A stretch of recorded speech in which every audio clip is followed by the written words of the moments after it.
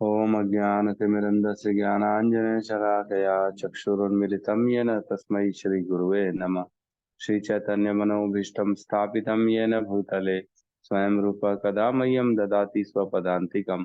वन्देऽहं श्रीगुरु श्रीयुतपदकमलं श्रीगुरून् वैष्णवांश्च श्रीरूपं साग्रजातं सरगं रघुनाथान्वितं तं सजीवं साद्वैतं सावधूतं परिजनसहितं कृष्ण चैतन्यदेवं श्री राधा कृष्ण पादान सरगण ललिता श्री विशाखान्वितांश्च।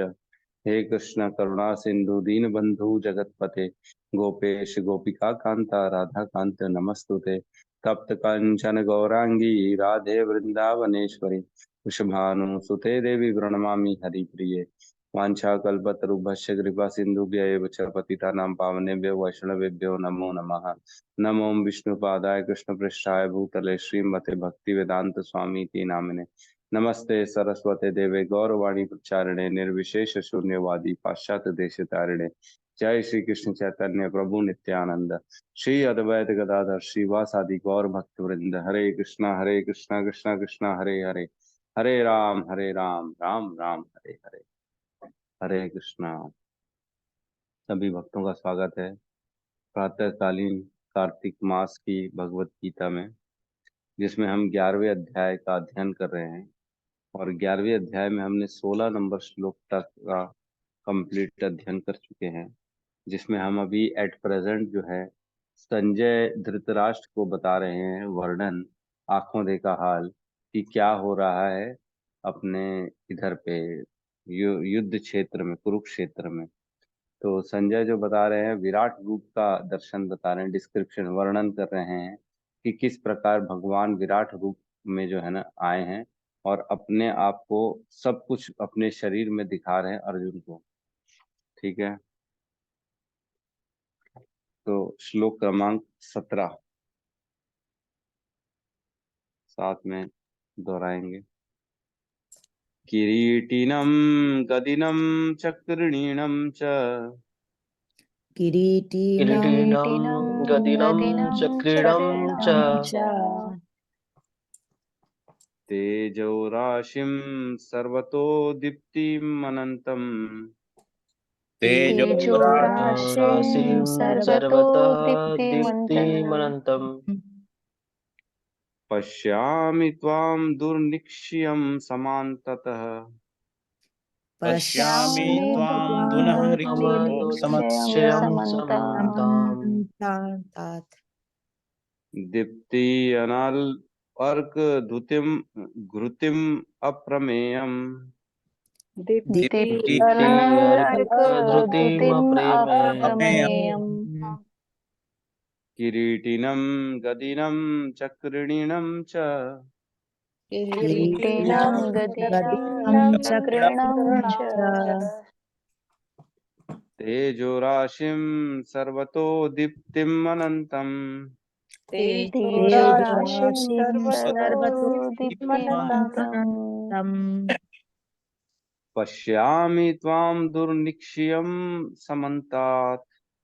पश्यामि त्वां दुर्निरीक्ष्यं समन्तात् दीप्ति अनल अर्क घृतम् अप्रमेयम् दीप्त्यनलार्कधृतिप्रमेयम् किरीटिनं गदिनं चक्रिणीनं च किरीटिनं गदिनं चक्रिणं च तेजोराशिं सर्वतो दीप्तिम् अनन्तम् तेजोराशिं सर्वतो दीप्तिमन्तम् पश्यामि त्वां दुर्निरीक्ष्यं समन्तात्। पश्यामि त्वां दुर्निरीक्ष्यं समन्तात् दीप्ति अनलर्क गुतिम अप्रमेयम् दीप्त्यनलार्कधृतिम् अप्रमेयम्। अनुवाद। आपके रूप को उसके चकाचौंध तेज के कारण देख पाना कठिन है, क्योंकि वह प्रज्वलित अग्नि की भांति अथवा सूर्य के अपार प्रकाश की भांति चारों ओर फैल रहा है। तो भी मैं इस तेजोमय रूप को सर्वत्र देख रहा हूँ, जो अनेक मुकुटों, गदाओं तथा चक्रों से विभूषित है। तो इसमें लिखा है किरीटिनम गदिनम चक्रिणम च, मतलब किरीट मतलब मुकुट, गदिनम मतलब गदा, और चक्रिणम मतलब चक्र। ये चारों जगह दिखाई दे रहे हैं अर्जुन को, हर जगह दिखाई दे रहे हैं। और क्या दिखाई दे रहा है? तेजो राशिम सर्वतः दीप्ति अनंतम, मतलब ये जो प्रकाश है, तेजमान है, जो सूर्य के अपन देख रहे हैं, ये चारों सर्वतः मतलब चारों ओर प्रकाश युक्त देख रहा हूँ। पश्यामी है ना, पश्यामी त्वाम दुर्निरीक्ष्यम समन्तात, इसका कोई समानता ही नहीं है। सर्वत्र सर्वत्र आपको, मतलब आपको देखने में कठिनाई हो रही है। दुर्निरीक्ष्यम, देखने में कठिनाई हो रही है। और दीप्ति अनल अर्क गुतिम अप्रमेयम, ये जो है ना दीप्ति अनल, मतलब एक जो जली हुई आग जो होती है, जिसमें बहुत प्रकाश निकलता है, थोड़ी बड़ी आग जो होती है। और अर्क सूर्य, और धूप अनंत, ऐसा लग रहा है अनंत ये सारा कुछ एक जगह आ गया है। सूर्य भी आ गया अनंत, अग्नि, पूरा अग्नि एक ही जगह पड़ी हुई है, और धूप धूप भी है काफी, मतलब सब इकट्ठे हो गई एक जगह। तो अप्रमेय, आपको याद है अप्रमेय अपन ने पढ़ा हुआ एक जगह, एक श्लोक में अपन ने अप्रमेय पढ़ा हुआ नहीं, किसी को याद है? अप्रमेय का थोड़ा अपन ने डिस्कशन भी किया था उसमें।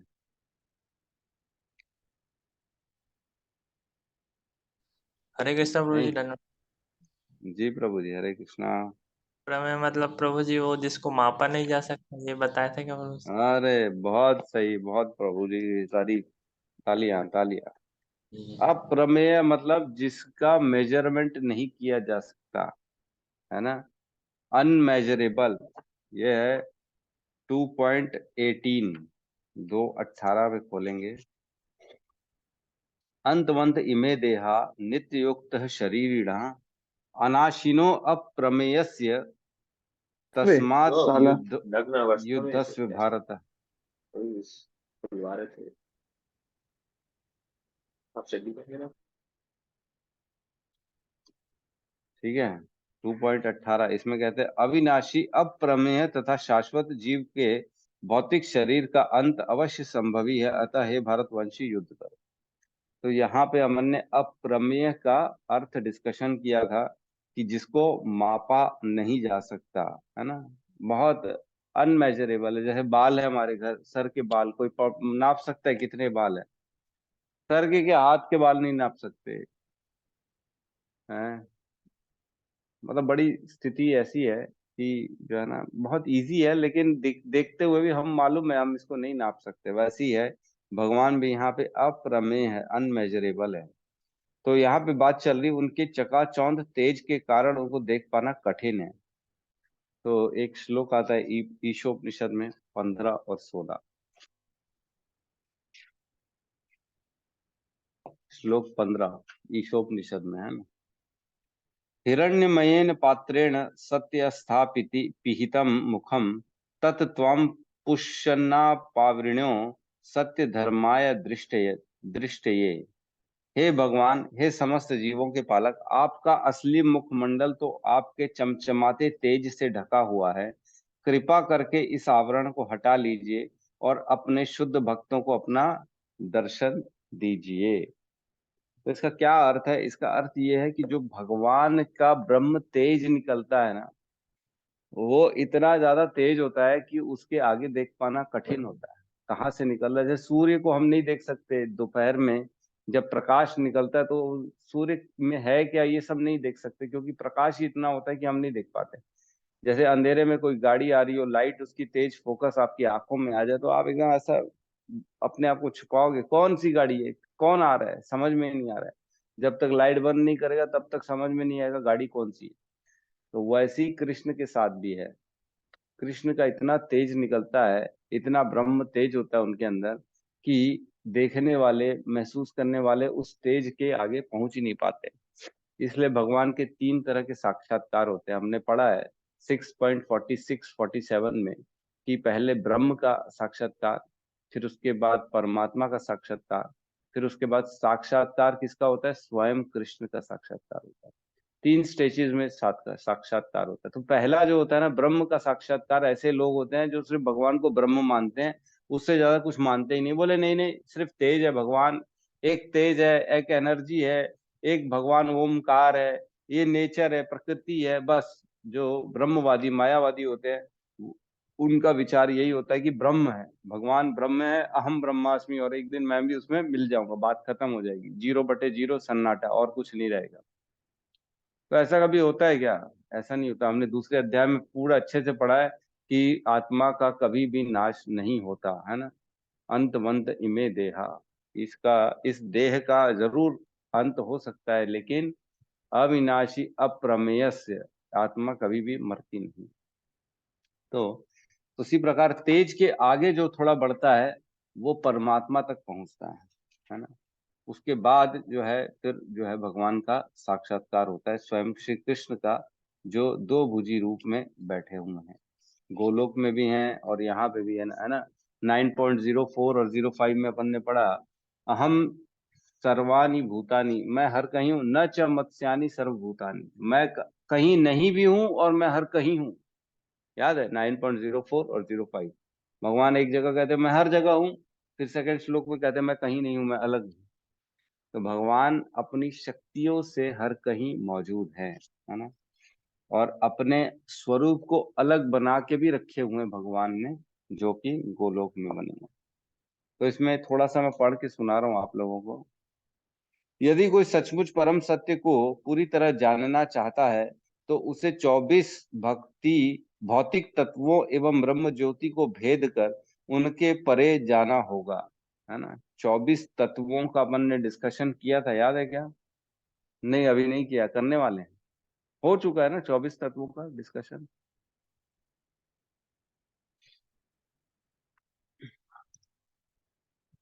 सातवें अपना अध्याय में सकते। था कि 8वें में? हो गए जिसमें प्रभु जी। मैं हो गया है, जिसमें 5 कर्म इंद्रियां, 5 इंद्रियां, 5 इंद्रियों के विषय और पंच भौतिक तत्व, ये हो गया 20। तीसरा 21वां मन, बुद्धि, अहंकार, और 24वां हो गया प्रकृति के गुण, 3 गुण, है ना। ये 24 तत्वों को भेदना जरूरी है। कौन से श्लोक में था? 7वें में था? कौन से में था?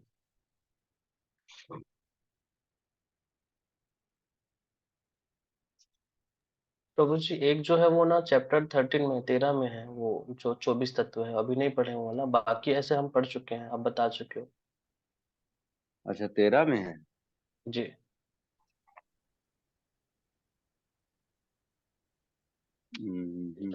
हो सकता है। श्लोक नंबर है क्या सामने? तो देखो तो। नहीं, हमने पढ़ चुका है प्रभु जी, 7वें में या 6वें में पढ़ा है। प्रभु जी ये है ना श्लोक क्रमांक 6 और 7 13 प्रकृति पुरुष में है 24 तत्व। 6 और 7, ये 13.6। नहीं नहीं, हम पढ़ चुके हैं इसको, 7वें 6वें में उनके आसपास कहीं पे है ये। तो कोई अगर देख ले तो अच्छा है, जिसमें हमने पढ़ा हुआ है ऑलरेडी कि 24 तत्व होते हैं इस जो है ना जीव के, और उनको जो है 24 तत्वों से पूर्ण जीव बनता है, ठीक है।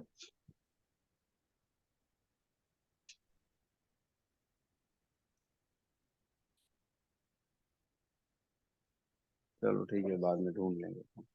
तो यहाँ लिखा है वो 24 तत्वों को एवं ब्रह्म ज्योति को भेद कर उनके पार जाना होता है। तो ये ब्रह्म ज्योति की बात चल रही है, जो भगवान के तेज की, मतलब एक तो 24 तत्व होते हैं और ब्रह्म ज्योति को भेद कर उन्हें उनके पार जाना होता है, मतलब इनको तोड़ना पड़ता है 24 तत्वों को। मतलब 5 इंद्रियों, 5 उनके विषय, उन ज्ञान इंद्रिया और पंच तत्व, इनमें जो है ना हम पूर्ण रूप से फंसे हुए हैं, है ना। है ना, एक है ना श्लोक आता है ना, हम्म,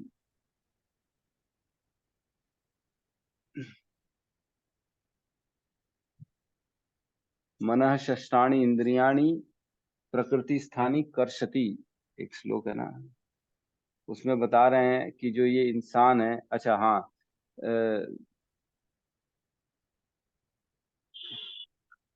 जीव लोक जीव भूत सनातन, है ना। मामेव अंश जीव लोक जीव भूत सनातन मनःषष्ठाणि इंद्रियाणि प्रकृति स्थानी कर्षति। मतलब ये जो इंसान है, ये जीव है, ये अपने मेरे सारे अंश हैं। भगवान कहते हैं सारे जीव मेरे अंश हैं, और ये लोग क्या कर रहे हैं, ये 5 इंद्रियां और एक छठवां मन, इनके साथ संघर्ष में लगे हुए हैं। और इस संघर्ष के जो है ना, प्रकृति स्थानी कर्षति, प्रकृति में ये लोग संघर्ष कर रहे हैं इनके साथ। लेकिन जब तक ये समझेंगे नहीं कि इनके पार जाना है हमको, तब तक वो फंसे रहेंगे, है ना। राधिका माता जी ने 15वां अध्याय डाला है कि 15वें अध्याय में, है ना,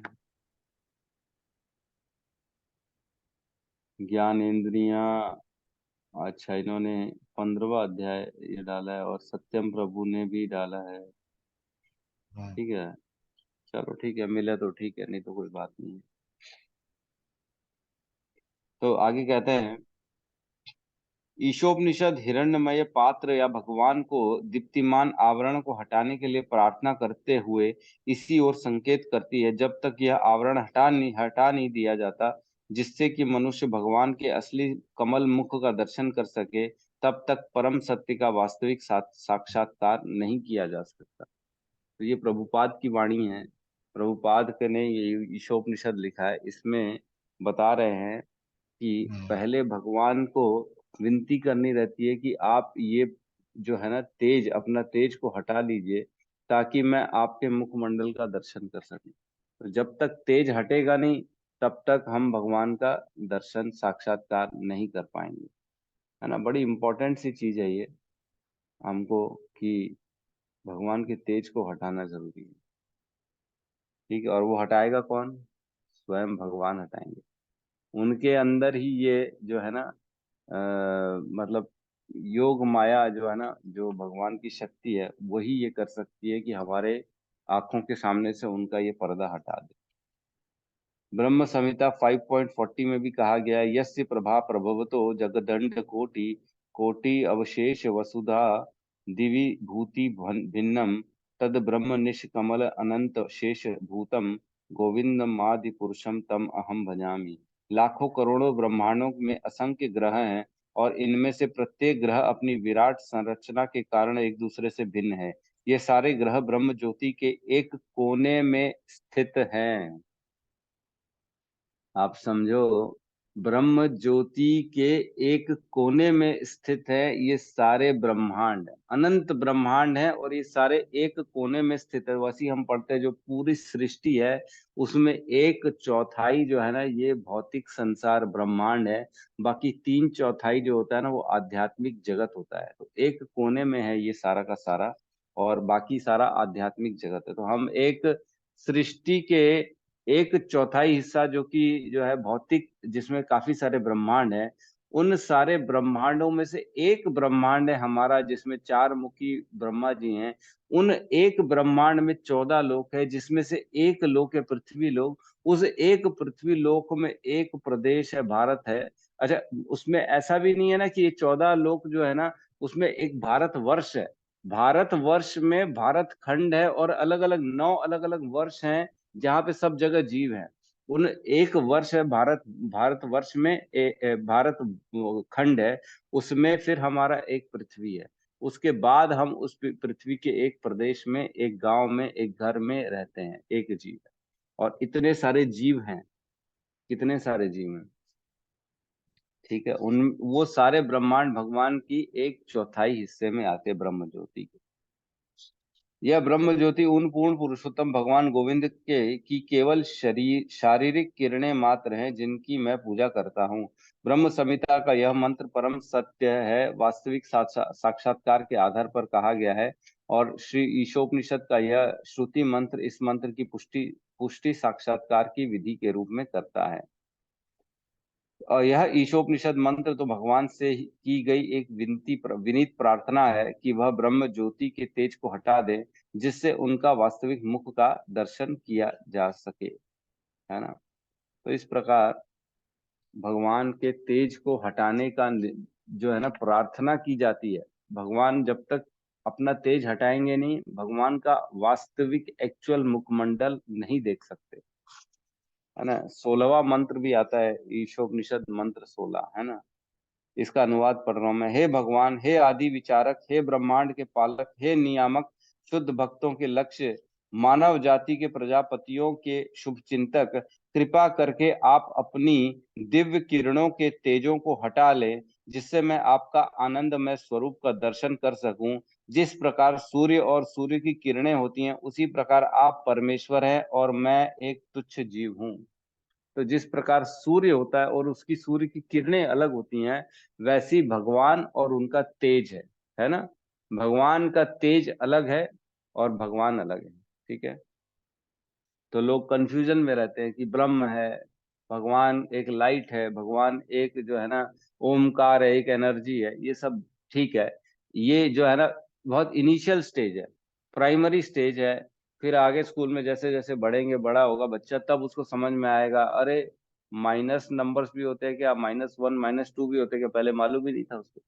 वैसी शुरुआत में ब्रह्म तक पहुंचेगा, फिर उसके बाद परमात्मा पहुंचेगा, फिर उसके बाद स्वयं श्री कृष्ण के बारे में पता पड़ेगा उसको, ठीक है। तो ये श्लोक जो है ब्रह्म तेज के, भगवान के तेज के बारे में। नेक्स्ट श्लोक में प्रवेश करते हैं हम लोग, श्लोक क्रमांक 18, साथ में दोहराएंगे। त्वम् अक्षरम परमं वेदितव्यम्, त्वमक्षरं परमं वेदितव्यम् त्वमस्य विश्वस्य परमं निधानम्, त्वमस्य विश्वस्य परमं निधानम् निधानम् त्वम् अव्यय शाश्वत धर्म गोप्ता, त्वमव्ययम् शाश्वत धर्म गोप्ता सनातनस्त्वं पुरुषो मतो मे, सनातनस्त्वं पुरुषो मतो मतो मे मे त्वम् अक्षरं परमं वेदितव्यम्, अक्षरं परमं वेदितव्यम् त्वमस्य विश्वस्य परमं निधानम्, त्वमस्य विश्वस्य परमं निधानम् त्वम् अव्यय शाश्वत धर्म गोप्ता, त्वमव्ययः त्वमव्यय शाश्वत धर्म गोप्ता सनातनस्त्वं पुरुषो मतो मे, सनातनस्त्वं पुरुषो मतो मे हो गया क्या, 3 बार कि 2 बार हुआ? 2 बार हो गए। त्वमक्षरं परमं वेदितव्यम्, त्वम् अक्षरं परमं वेदितव्यम् वेदितव्यम् त्वमस्य विश्वस्य परमं निधानम्, त्वमस्य विश्वस्य परमं परमं निधानम् विधानम् त्वमव्ययः शाश्वत धर्म गोप्ता, त्वमव्ययः शाश्वत शाश्वत धर्म धर्म गोप्ता गोप्ता सनातनस्त्वं पुरुषो मतो मे, सनातनस्त्वं पुरुषो मतो मे अनुवाद। आप परम आद्य ज्ञेय वस्तु हैं, आप इस ब्रह्मांड के परम आधार आश्रय हैं, आप अव्यय तथा पुराण पुरुष हैं, आप सनातन धर्म के पालक भगवान हैं, यही मेरा मत है ना। तो अब यहाँ पे अर्जुन अपना मत रख रहे हैं कि ये मेरा मत है, क्योंकि भगवान को कोई भी स्पेसिफिकली बता नहीं सकता कि यही है भगवान, जबकि वो विश्व रूप देख रहा है, फिर भी बता नहीं सकता क्लियर कट, हाँ बस यही भगवान हो, आप इतने ही हो, ये आपका पूरा पूरा डिस्क्रिप्शन है, ऐसा कोई बता नहीं सकता भगवान को। यहाँ पे कह रहा है मेरा मत है, अपनी बात रख लिए। ये ज्ञानी पुरुष का स्वभाव होना चाहिए। हमको भी कहीं डिस्कशन कर रहे हैं ना, तो हमको ये बोलना चाहिए ये मेरा मत है, ऐसा ऐसा होना चाहिए, ऐसा ऐसा मैंने सुना है। लेकिन स्पेसिफिकली कहीं पे भी ऐसे नहीं बोलना चाहिए कि काट दिए, नहीं नहीं आप गलत बोल रहे हो प्रभु जी। गलत आप ऐसे तब बोल सकते हो जब आप उसको पूरी तरह से प्रूफ कर सको कि यहाँ पे यही चीज मेंशन है, इस श्लोक, इस जो है ना वेद के अनुसार, इस जो है ना मतलब पुराण के अनुसार ऐसा लिखा हुआ है, आप गलत बोल रहे हो, तब तो ठीक है। लेकिन अगर कहीं जो है थोड़ा सा भी डाउट है तो आपको ऐसे ही बोलना चाहिए कि हे प्रभु ये मेरा मत है, ऐसे नहीं होना चाहिए, मेरे हिसाब से ऐसा होना चाहिए। तो यहाँ कह रहे हैं आप परम आद्य ज्ञेय वस्तु हैं, है ना। और वेदितव्यम, है ना, वेदितव्यम मतलब आप ही जानने योग्य हैं। वेदितव्यम आप ही आद्य ज्ञेय वस्तु हैं। मतलब सबसे ज्यादा जानना किसको चाहिए हमको? प्रभु श्री कृष्ण को। यहाँ कह रहे हैं अर्जुन आपको जान लिए तो सब खत्म है ना। चौथे अध्याय में वैसी कहते हैं भगवान, जन्म कर्म च मे दिव्यम एवं यो वेति तत्वतः त्वक्त्वा देहम पुनर्जन्म नेति ममेति सो अर्जुन। जो मेरे जन्म और कर्म को जान जाता है तत्वों से, उसका दोबारा इस संसार में जन्म नहीं होता है अर्जुन, है ना। जाने दो योग कौन है? भगवान। 15वें अध्याय में भी भगवान कहते हैं कि सर्वस्य च अहम हृदय सन्निविष्टो अहम मत स्मृति ज्ञानम अपोहनम च वेदश्च सर्वम अहम एव वेद्यो वेदांत कृत वेदविद च अहम।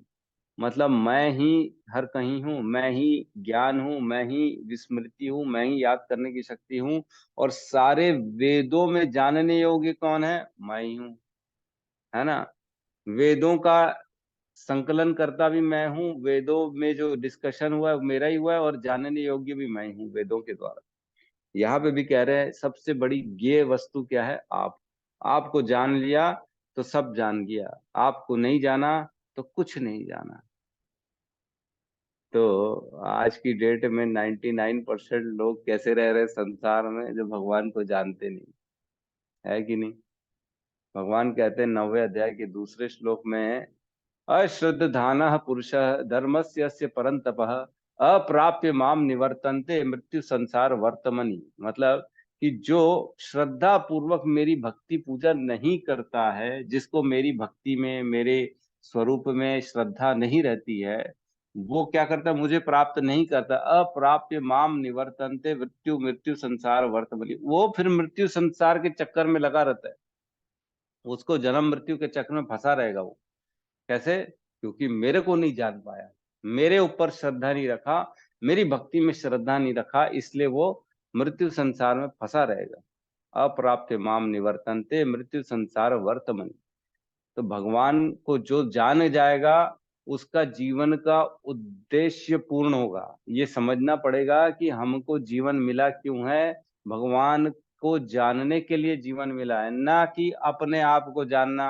अरे मेरा भला इसमें है, मेरा भला उसमें है, मेरी इंद्रिय तृप्ति इसमें है, मेरे को पिक्चर देखनी है, मेरे को ये खाना है, मेरे को वो पीना है, इसमें नहीं है। ये तो सारा संसार में मन के द्वारा किया गया सारा षड्यंत्र है, माया और मन का खेल है। माया जो वो नहीं है वो माया है, जो नहीं है वो माया है। अब जो नहीं है उसी के पीछे पड़ रहे हैं मन।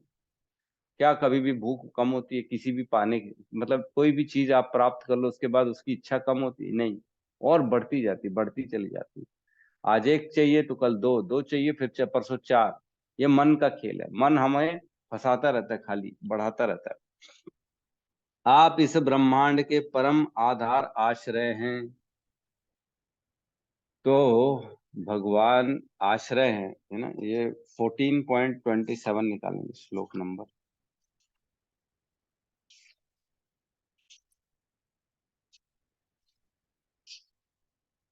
Page number 507। इसमें कहते हैं ब्रह्मणो ही प्रतिष्ठा हम अमृतस्य अव्ययस्य च शाश्वतस्य च धर्मस्य सुखस्य एकांतिकस्य च। मैं ही उस निराकार ब्रह्म का आश्रय हूँ जो अमर्त्य, अविनाशी तथा शाश्वत है और चरम सुख का स्वाभाविक पद है ना। इसमें अपन बहुत अच्छे से डिस्कशन करेंगे, श्लोक बहुत इंपॉर्टेंट है।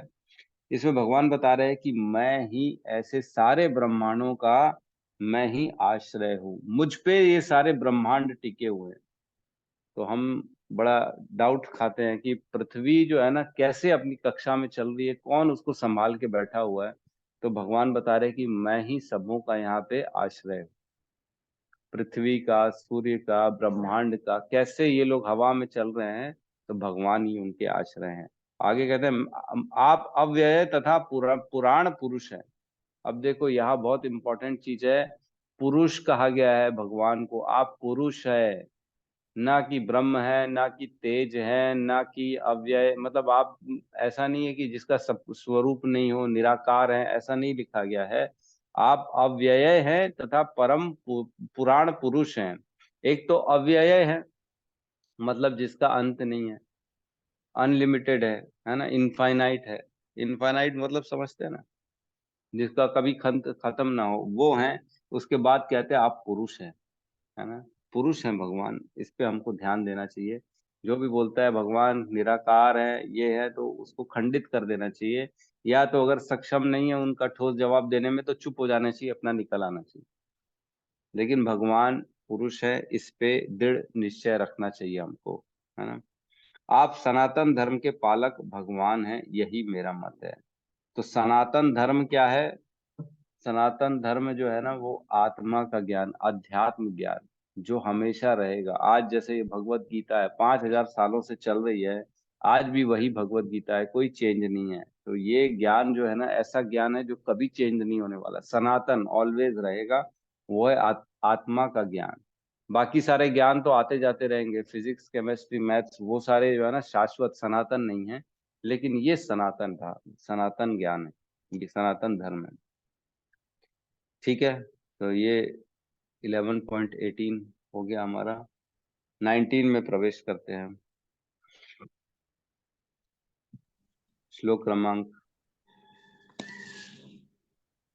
किशोर पंचोर प्रभु, ये मेरे ख्याल से जो है ना वहाँ वृंदावन में है, राइट प्रभु जी? आप कहाँ का वीडियो डाल रहे हैं? हरि बोल, हरि बोल। सब देख सकते हैं, भगवान के दर्शन कर सकते हैं यहाँ पे, राधा वल्लभ मंदिर।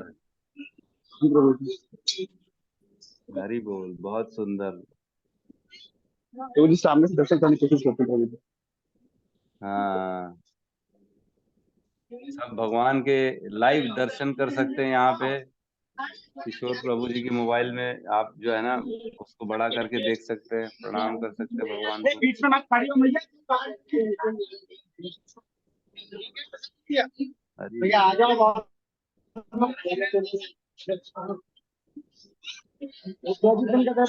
पर्दा पर्दा लगा हुआ है प्रभु जी। जी प्रभु। अच्छा, हरि सुंदर नंद मुकुंदा, हरि नारायण हरि ओम। बहुत बढ़िया। अभी पर्दा खुलेगा प्रभु जी? प्रभु जी आरती हो गई है। आरती हो गई? चलिए चलिए। अच्छा, अंदर थोड़ा थोड़ा दिख रहा है अंदर। जी प्रभु।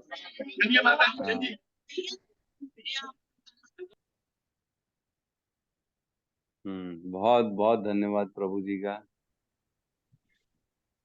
राधा वल्लभ मंदिर का दर्शन कराया प्रभु जी ने। जैसे ही कपाट खुलेंगे तो फिर से दोबारा दर्शन कराइएगा प्रभु जी अच्छे से। जी प्रभु जी। यहाँ बैठे बैठे भक्त जो है आनंद का अनुभव करेंगे, भगवान की कृपा, साक्षात दर्शन। हरि बोल, बहुत बढ़िया। ठीक है, तो हम प्रवेश करते हैं हमारे अगले श्लोक में। ठीक है, श्लोक क्रमांक 11.19 साथ में दोहराएंगे। अनादि मध्यनंत अंत अनंत वीर्यम, अनादि मध्य अंतम अनंत वीर्यम् अनंत बाहुम शशि सूर्य नेत्रम, अनंत बाहुं पश्यामि त्वां दीप्त हुताशवक्त्रम्। पश्यामि त्वां दीप्तहुताशवक्त्रम् दीप्तहुताशवक्त्रम्। स्वतेजसा विश्वम् इदं तपन्तम्। तेजसा विश्वमिदं तपन्तम् अनादि मध्यनंत, नहीं सॉरी, अनादि मध्यंत अनंत वीर्यम्, अनादि मध्य अनंत अनंत वीर्यम्। अनंत बाहुं शशि सूर्य नेत्रम अनंत अनंत बाहुं बाहुं सूर्यनेत्रम् पश्यामि त्वां दीप्तिहुताशवक्त्रम् पश्यामि पश्यामि त्वां त्वां दीप्तिहुताशवक्त्रम् दीप्तिहुताशवक्त्रम् स्वतेजसा विश्वमिदं तपन्तम् स्वतेजसा स्वतेजसा विश्वमिदं विश्वमिदं तपन्तम् तपन्तम् अनादिमध्यन्त अनन्तवीर्यम् अनादिमध्य अनन्तवीर्यम् अनंत बाहुं शशि सूर्य नेत्रम अनंत बाहुं शशिशूर्यनेत्रम् शशिसूर्यनेत्रम् पश्यामि त्वां दीप्तिहुताशवक्त्रम् पश्यामि त्वां दीप्तिहुताशवक्त्रम् स्वतेजसा विश्वमिदं तपन्तम् स्वतेजसा विश्वमिदं तपन्तम्। अनुवाद। आप आदि, मध्य तथा अनंत से रहित हैं। आपका यश अनंत है। आपकी असंख्य भुजाएं हैं और सूर्य तथा चंद्रमा आपकी आंखें हैं। मैं आपके मुख से प्रज्वलित अग्नि निकलते और आपके तेज से इस संपूर्ण ब्रह्मांड को जलते हुए देख रहा हूँ, है ना। तो ये सेम हमने पढ़ा 11.16 में है। 11.16 में भी भगवान वो अर्जुन कह रहे हैं, मैं आपके शरीर में अनेक अनेक हाथ, पेट, मुंह तथा आंखें देख रहा हूँ जो सर्वत्र फैले हुए हैं और जिनका अंत नहीं है। आप में न अंत दिखता है, न मध्य, न आदि। तो सेम वही कह रहे हैं यहाँ पे, आप आदि, मध्य तथा अंत से रहित हैं। आपका यश अनंत है। आपकी असंख्य भुजाएं हैं। सूर्य और चंद्रमा आपकी आंखें हैं। मैं आपके मुख से प्रज्वलित अग्नि निकलते और आपके तेज से इस संपूर्ण ब्रह्मांड को जलाते देख रहा हूँ। तो 16 और 19 में एक्चुअल में देखा जाए तो वैसे फर्क नहीं है, लेकिन फर्क निकालेंगे तो एक फर्क निकलता है। उसमें कहते हैं वो अनेक है और यहाँ कहते हैं वो अनंत है ना। वहां कह रहे हैं अनेक है और यहाँ कह रहे हैं अनंत है, बाकी कोई डिफरेंस नहीं है। तो कुछ लोगों का कहना है कि जो अद्भुत रहस्य में है ना, आश्चर्य रस में अर्जुन, तो उस रहस्य में जो है ना, ये डबल डबल कोई बार निकल भी जाता है तो कोई बड़ी चीज नहीं। आश्चर्य में आदमी थोड़ा सा एकदम जो है ना अपने दिमाग को काबू में नहीं कर पाता है, तो एक ही चीज को 2 बार 3 बार बोल देता है। तो ये कोई बड़ा प्रॉब्लम नहीं है ना। आप लोग भी देखते होगे कोई एकदम बड़ा आदमी आपके सामने आ गया, अरे प्रभु जी कैसे हो प्रभु जी, आप कैसे हो बताओ मेरे को, मैं आपका इतना बड़ा फैन हूँ। आप पानी लेंगे क्या, 2 बार पूछ लेंगे, 3 बार आप पानी लेंगे क्या, आप कुछ लेंगे क्या, आप कुछ लेंगे क्या। तो ये नेचर है। अद्भुत रहस्य में ऐसा ही होता है तो वही हो रहा है यहाँ पे। लेकिन अगर डिफरेंस देखें तो वहां अंत है, अनेक है, यहाँ अनंत है ना। और यहाँ कह रहे हैं कि आपके मुख से प्रज्वलित अग्नि निकलते और आपके तेज से इस संपूर्ण ब्रह्मांड को जलते हुए देख रहा हूँ। तो 2 चीज बोली यहाँ अर्जुन ने, आपके मुख से अग्नि तेज को निकलते हुए देख रहा हूँ और उससे संपूर्ण ब्रह्मांड को जलते हुए देख रहा हूँ। तो एक कथा आती है भगवान की, कृष्ण की। जब ग्वाल बालों के साथ वो रहते हैं, तब एक बार क्या होता है कि भांडेर वन में शायद आग लग जाती है, बहुत बड़ी आग लगती है। तो सारे जो है ना भगवान के गोप दोस्त जो है ना भगवान के पास आते हैं और बोलते हैं, कृष्ण कृष्ण हमको बचाओ, ये बहुत आग लग गई है, हमारी गायें सब यहीं पे घूम रही हैं, विचरण कर रही हैं, तुम ही बचा सकते हो, इतनी बड़ी आग, जंगल की आग देखो कितनी बड़ी होती है, वो लग गई थी। तो उससे फिर बचने के लिए जो है ना कृष्ण कहते हैं सब बच्चों को, जब भगवान कृष्ण जो है ना छोटे रहते हैं, लाला लाला रहते हैं, तब की बात है वो। तो वो बोलते हैं अपने गोप दोस्तों को, सखाओं को, कि तुम जो है ना अपनी आंखें बंद करो, सारे के सारे। सब बच्चों ने आंखें बंद की और भगवान कृष्ण जो थे ना, उन्होंने पूरी दावा अग्नि, जो अग्नि थी जंगल की, उसको निगल गए थे, पी लिए थे भगवान ने। कथा आती है। ये आती है 10वें कैंटो के 19वें अध्याय में। उसमें संपूर्ण वर्णन है कि किस प्रकार भगवान ने जो है ना वो दावा अग्नि को पी लिया था। मैं थोड़ा सा पढ़ के सुनाऊं क्या आप लोगों को?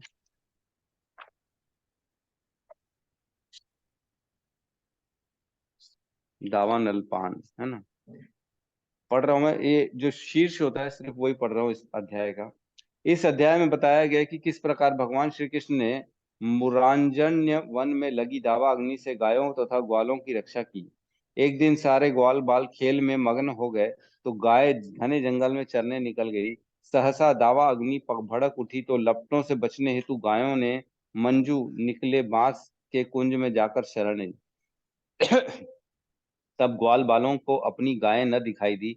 तब वे उनकी पद चिन्हों और उनके रौंदने से या दांतों से तोड़े जाने से घास के तिनके तथा दूसरे पौधों से बनी लकीर की का पीछा करते हुए तलाश में निकल पड़े। अंत में गायें उन्हें मंजू वन में मिली और उन्होंने उन्हें वहां से हटा लिया।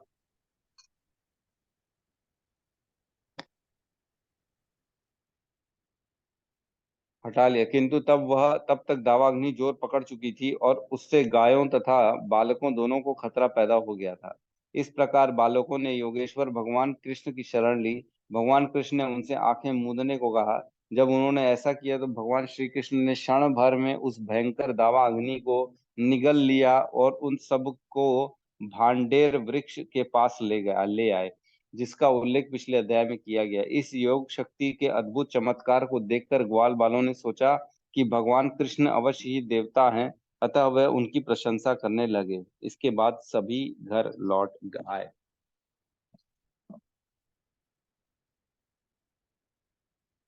हरे कृष्णा, आवाज आ रही थी?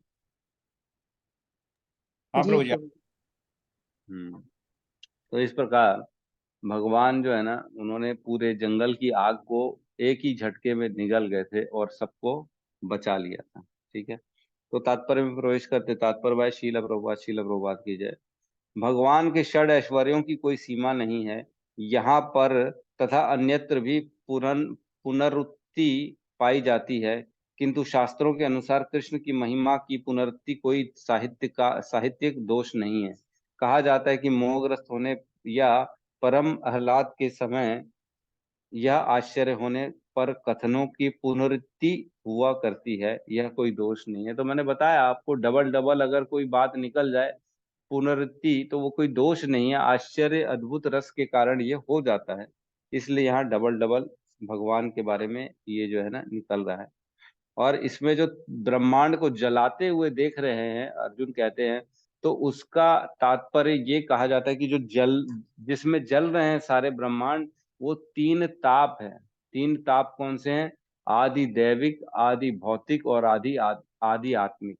ये तीन तापों में पूरा संसार जल रहा है। वो ताप भी कहाँ से निकल रहे हैं? भगवान के मुख से निकल रहे हैं, है ना। जो दुर्गा माता को त्रिशूल दिया गया है जिससे तीन ताप देती है वो, तो वो कहाँ से ताप आते हैं? वो कृष्ण के मुख से ही आते हैं, जिसका उपयोग करके वो लोग सारे देवता लोग हम सब जीवों को परेशान करते हैं, ओवरऑल तकलीफ में डालते हैं, तकलीफ देते हैं।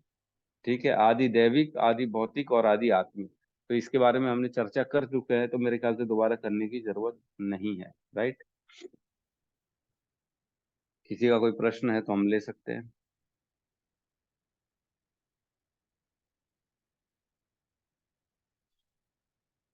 नो प्रश्न एट ऑल।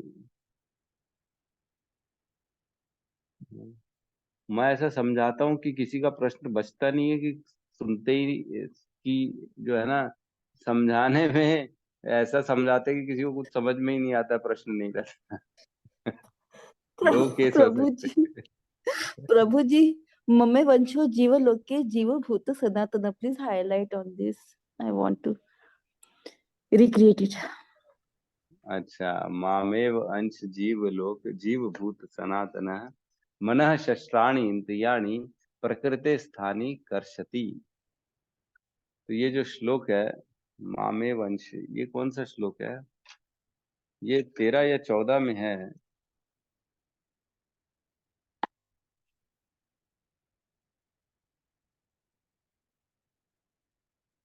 हाँ 15.07,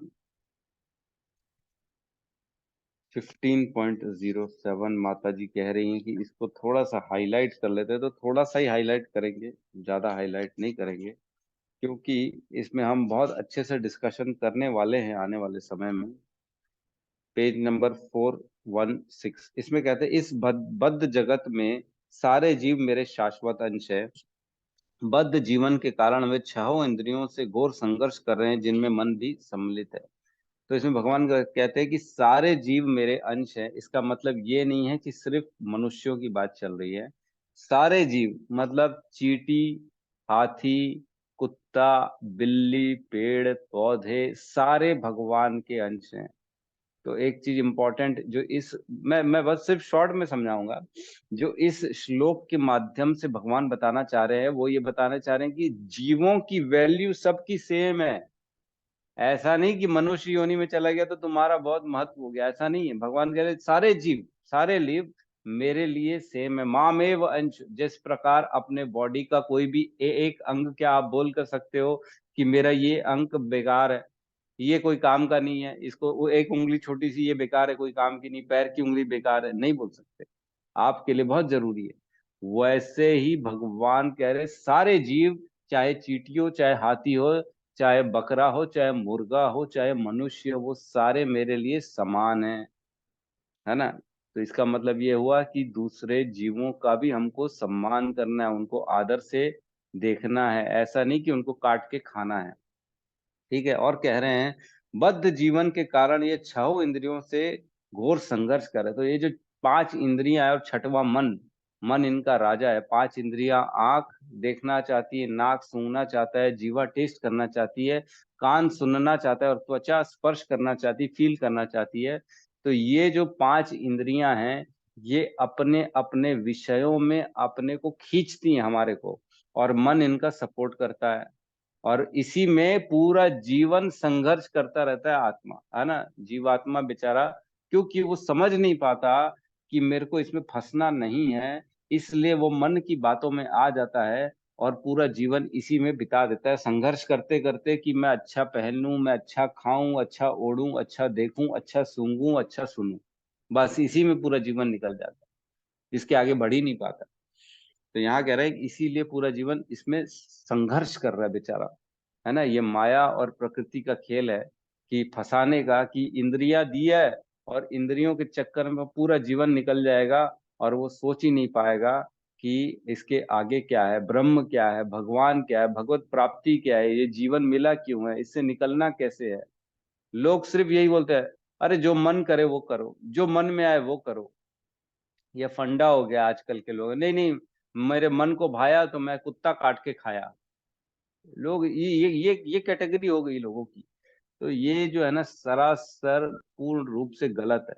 आज का एजुकेशन सिस्टम ही गलत है, जो ये सिखाता नहीं है कि अपनी इंद्रियों को कंट्रोल करो।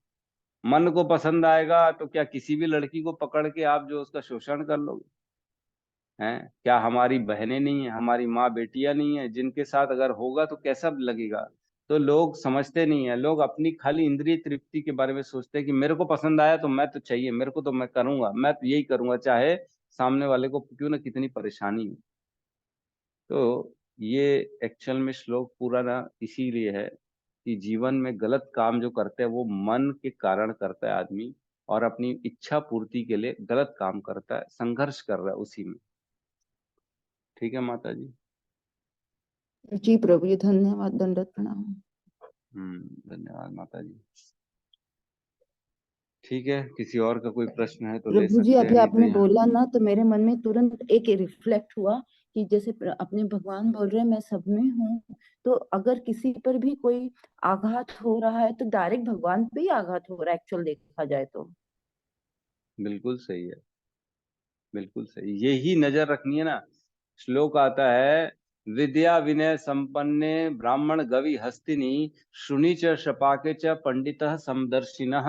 ये भगवत गीता का श्लोक है, नंबर भूल गया मैं। उसमें कहते हैं भगवान, विद्या ऐसी विद्या होनी चाहिए जिससे इंसान को ब्राह्मण, गाय, हाथी, कुत्ता, चांडाल, इन सब में समदर्शिना, इन सब में ये देखे कि सब सेम है, सब मेरे अंश हैं, ये ध्यान, ये ज्ञान आएगा तो उसको विद्या कहते हैं।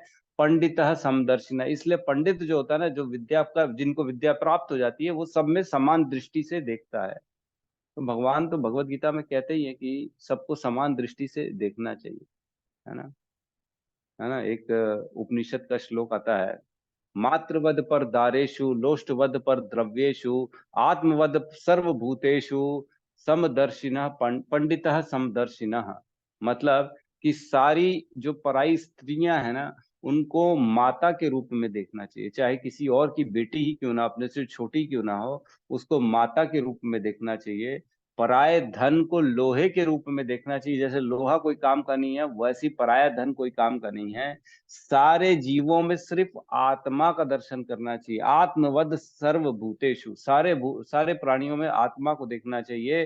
पंडितः सपश्यति स पंडिता, ऐसा देखने वाला ही पंडित है। तो हमको जो है ना, ये नजर लानी है अपने अंदर कि सबको समान रूप से देखें, सब में एक ही भगवान परमात्मा का स्वरूप देखें, क्योंकि जब परमात्मा निकलते हैं तो आत्मा पीछे पीछे निकलती है। जब आत्मा निकल जाती तो क्या बचता है, खाली फिर बॉडी बच जाती। बॉडी कोई काम की नहीं है कि नहीं, बॉडी बच जाती है, वो वापस अपने तत्वों में मिल जाएगी। पांच तत्व से आया शरीरा, पंच तत्व में मिला शरीरा, तो उसी में मिल जाएगा। बेसिकली है क्या, आत्मा परमात्मा ही है जो चेतना प्रदान करती है, तो हमको उसी का दर्शन करना चाहिए। ठीक है, प्रभु जी ने श्लोक नंबर भी डाल दिया है हमारे गौतम प्रभु ने।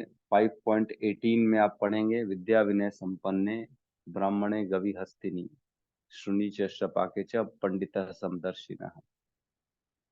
ठीक है, तो भगवत गीता का ज्ञान बहुत ही ऊंचा ज्ञान है, बहुत ऊंचा ज्ञान है। एक्चुअल में इसी को हमको एक्चुअल में देना चाहिए। मेरे को तो समझ में नहीं आता क्यों नहीं पढ़ाते आज की डेट में, स्कूलों से इसको क्यों बाहर कर दिया भगवत गीता को, जबकि ये बहुत जरूरी है।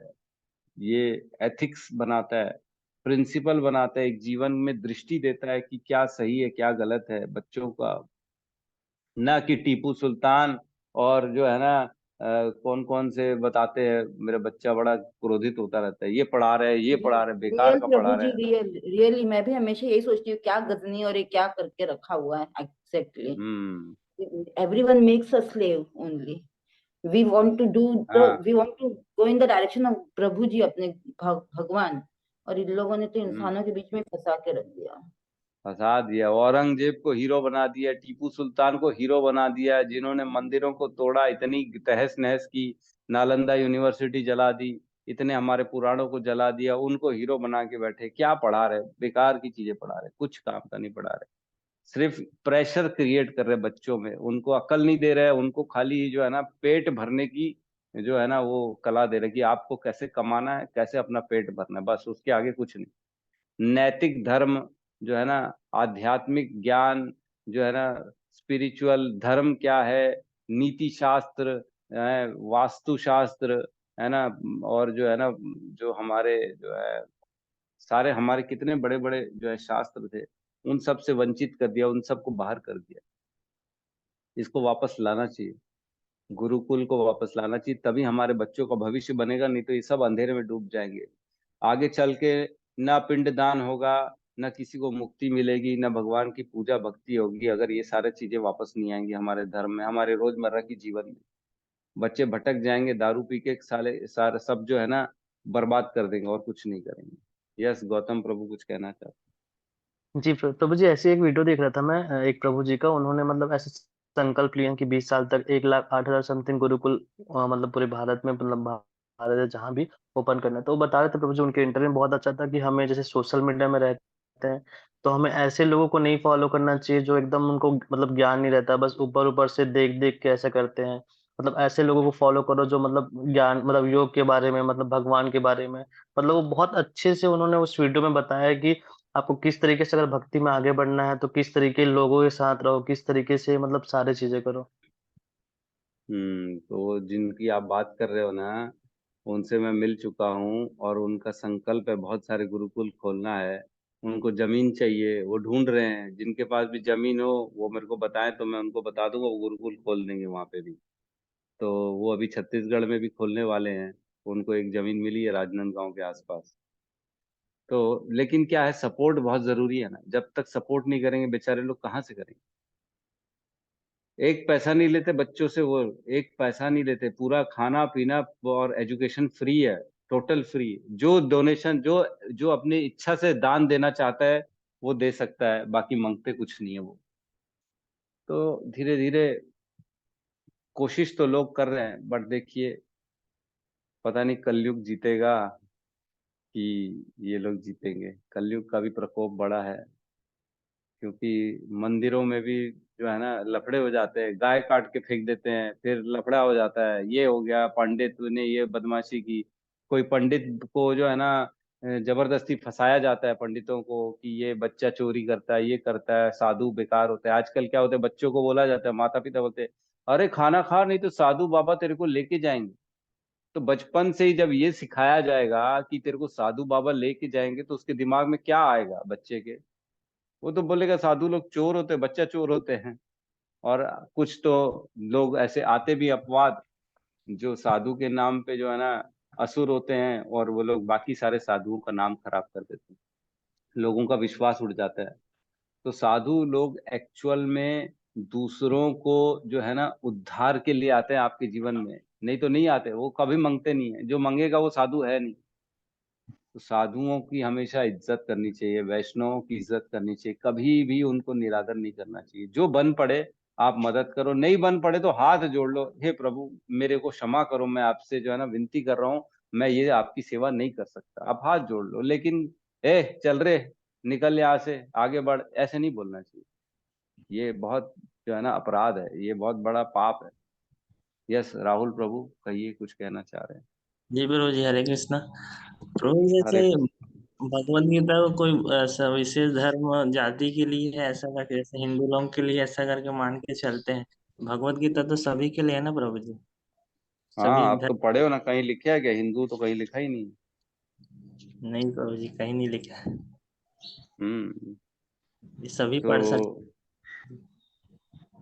कभी भी जो है ना, ये भगवत गीता सनातन धर्म है, ये सब सनातन की बात चल रही है, ऑलवेज जो रहने वाला है, जो था ना। ये अभी हिंदू मुस्लिम ये तो फॉर द टाइम बीइंग बना दिया गया है, ये एक्चुअल में नहीं है, ये धर्म नहीं है। धर्म तो वो है जो हर इंसान के अंदर होता है, जो हर इंसान के लिए जरूरी होता है, जो इंसान के कल्याण के लिए जरूरी है, वो धर्म है। ना कि ये धर्म है कि तुम इसकी कृष्ण की पूजा करो, मैं अल्लाह की करूंगा, मैं जीसस की करूंगा। ये धर्म थोड़ी है, ये धर्म नहीं है। ये सबके लिए जो होता है वो होता है धर्म। जी जी, तो वही हम्म। प्रभु जी, आपने बोला ना कि इसको स्कूल कॉलेज में भी लागू करना चाहिए, तो शायद कहीं ना कहीं ये भी एक रीजन रहता होगा कि मैं तो इतने स्कूलों में जाता हूँ बोलने की भैया हमको प्रचार करने दो, स्कूल वाले मना कर देते हैं। आपको क्या बताऊं, बड़े बड़ा स्कूल है रायपुर का, उसने मना कर दिया। बोलता है ये गीता, भगवत गीता हम प्रचार नहीं करने दे सकते, क्योंकि हमारे यहाँ बाकी धर्म के भी बच्चे पढ़ते हैं, वो लोग जी अपोजिशन करेंगे। अरे तो तुम, अब मैं क्या बोलूं बताओ, ये तो प्रभु जी परिस्थिति। यही पर एक प्रॉब्लम है। मैं भी होली क्रॉस बैरन बाजार में हूँ, हम लोग कैथोलिक स्कूल थे हमारी। उस समय वो बैरन बाजार स्कूल हमारी वहाँ एशिया की फर्स्ट रैंक में आती थी। वहाँ जीसस क्राइस्ट का बाइबल पढ़ाई जाती थी, but we can't put the tilak on our forehead. ये प्रॉब्लम था हमारे साथ। तो देखिए दूसरे जो है ना, वही बात है, हमारे भगवत गीता को कोई चाहता ही नहीं है। पॉलिटिक्स में फंसा हुआ है संसार, अपने मान प्रतिष्ठा में फंसा हुआ है, लेकिन जो इंसान का एक्चुअल में धर्म है उसके बारे में कोई चिंता नहीं कर रहा है ना। कास्ते कांता कास्ते पुत्रा संसारो अयम अति विचित्रा, कतः त्वम कुतः आयात तदीय चिंता करि भरात। मतलब ये चिंता करो कि तुमको भेजा किसने, माँ की गर्भ में किसने उस आत्मा को शरीर दिया। ना कि इस बारे में सोचो ये मेरी माँ है, ये मेरे पिताजी, ये मेरा बच्चा है, ये मेरा बेटा, ये तो शारीरिक संबंध है। लेकिन उस आत्मा को जीवन किसने दिया उसके बारे में सोचना है हमको। तो जी चिंतन का विषय बदलना चाहिए, चिंतन देखने की दृष्टि बदलनी चाहिए, तब जाके कुछ हम अपने और अपने परिवार के लिए कर पाएंगे, अपने समाज के लिए कर पाएंगे, नहीं तो कुछ नहीं कर पाएंगे। हम्म। जी ठीक है, जी। बहुत बहुत धन्यवाद। बहुत समय हो गया सभी भक्तों का, और ठीक है, तो यहाँ क्लास को क्लोज करते हैं। हम सब मिलके हरे कृष्ण महामंत्र का जाप कर लेते हैं। ठीक है, हरे कृष्णा हरे कृष्णा हरे कृष्णा कृष्णा कृष्णा हरे हरे, हरे राम राम राम हरे हरे। सभी भक्त भक्त वृंद जय, की जय। जय जगत गुरु जगत शील गुरु प्रभु श्री प्रभुपाद की जय। जय निताई गौर जय प्रेमानंदे। प्रेमानंद हरि हरि बोल, हरि बोल। हरि बोल।